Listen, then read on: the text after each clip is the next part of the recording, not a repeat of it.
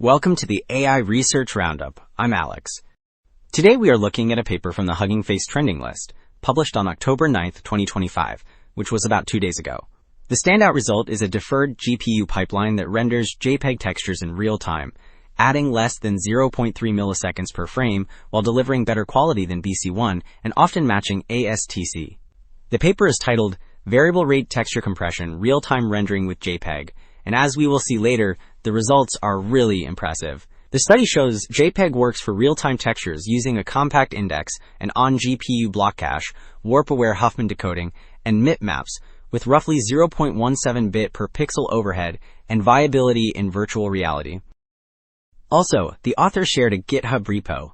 You'll find a working OpenGL plus CUDA implementation of their JPEG texture pipeline, with source in SRC and kernels in JPEG.cu, sample assets, and images. The README covers Windows setup with CUDA and CMake, scene toggles for Sponza or Graffiti, and how to load your own GLB textures. Alright, the previous segment highlighted the code setup and practical viability. Figure 1 shows the classic Sponza scene rendered with JPEG compressed textures at over 1500 frames per second, which sets the performance bar for the method. The detailed drapery and stonework indicate high visual fidelity, so compression does not visibly degrade quality. This scene also signals that deferred decoding and caching keep the pipeline responsive, even with many textured surfaces.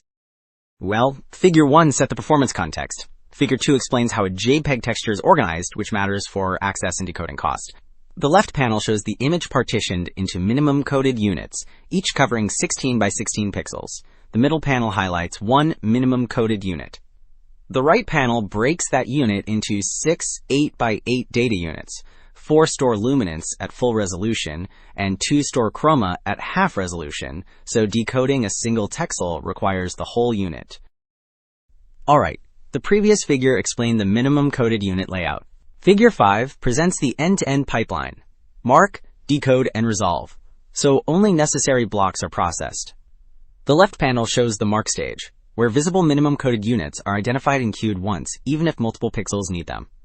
The middle panel depicts parallel GPU decoders that read the queue and write results to a buffer while keeping insertion order. The right panel shows resolve, which samples the decoded blocks to color each pixel, avoiding stalls and redundant work. So while Figure 5 detailed the pipeline, Table 1 presents side-by-side artifacts at about 0.89 bit per pixel, with BC1 shown at 4 bit per pixel for context. The table compares 3 crops across formats, and it lists flip and PSNR in each cell, so perceptual and signal scores align with what the eye sees. BC1 looks blocky and typically ranks last. ASTC softens detail, JPEG lands in the middle, and JPEG XL and AVIF retain structure best.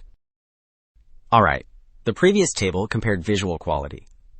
Table 4 reports baseline timing without caching, broken into geometry, mark, decode, and resolve, and it includes the number of minimum coded units. Decode clearly dominates. With MIP mapping, Sponza Q90 drops from about 1.9 milliseconds decode and 81,000 units to 0.31 milliseconds and 12,000. Graffiti Q80 shows a similar pattern, falling from roughly 2.6 milliseconds and 224,000 units to 0.46 milliseconds and 22,000, so fewer units drive big wins.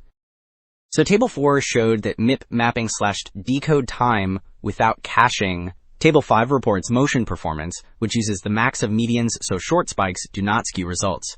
Baseline decoding ranged from about 1.0 to 3.9 milliseconds, while adding MIP maps cut that to roughly 0.35 to 0.59 milliseconds.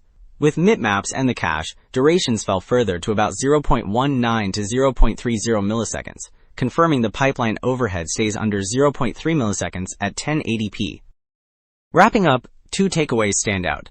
Variable rate JPEG textures can be decoded on the GPU with under 0.3 milliseconds overhead, and the visual quality clearly beats BC1 while often rivaling ASTC. The broader implication is clear. Modern pipelines can embrace richer codecs, paving the way for AVIF and JPEG XL in real-time engines. That is it for this episode of the AI Research Roundup. I am Alex. Thanks for listening.